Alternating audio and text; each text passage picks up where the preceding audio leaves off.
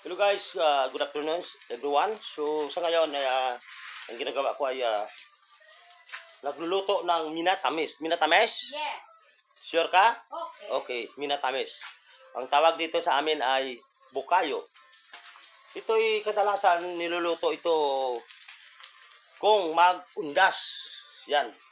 Yan guys, yan. Marunong ang magluto niyan.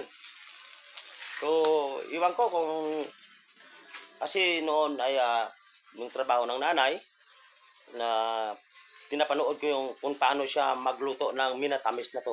Hungry. Next, yung puto. Anong puto sa Tagalog, no? Puto? Puto din? Tikoy. Ha? Puto, tikoy, insect. Puto ano? Puto, tikoy, insect.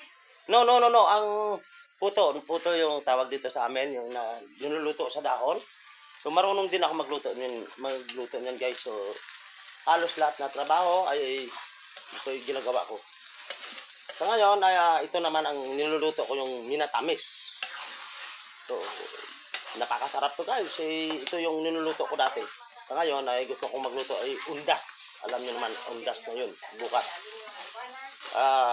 Tradisyonal ng Pilipino na magluto ng mga ganito. Lalo na kung undas. Ito yung dessert. Nabilong ito sa dessert. Pero masarap ito guys. Mabibili ito sa mga tindahan. So, marunong ako magluto nito guys. So, nais kong patunayan sa inyo.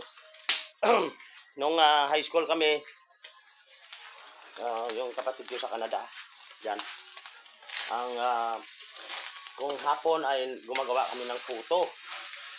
Kinabukasan, pupunta kami ng school. Nilalako namin yan doon sa kaklase, sa mga batchmate or sa mga teacher namin. Yan ang realidad namin guys. Yan, napakahirap yung buhay namin noon. Hanggang ngayon, mahirap pa rin. So, okay lang. Ako'y nagpapasalamat kahit paano. At least buhay. Walang sakit. So, nagpapasalamat sa awa ng Diyos ay walang sakit.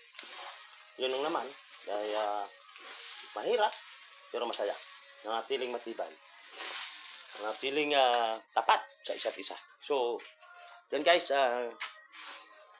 pagkatapos nito yung lulutuin ni Daryl yung tawag sa Tagalog nun. Inday-inday. Kung may inday-inday, dapat may tuto-tuto. So guys, mamaya i-video ko sa inyo kung maluto na itong maluto na ang minatamis nito. Ang tawag dito ay bukayo. Sa lahat, sa aking mga kapwa vloggers, ay totoo dyan sa Canada. Ipagpatuloy mo yan. Maganda yung mga mga vlog mo, pinapanood ko din yan. So, salamat.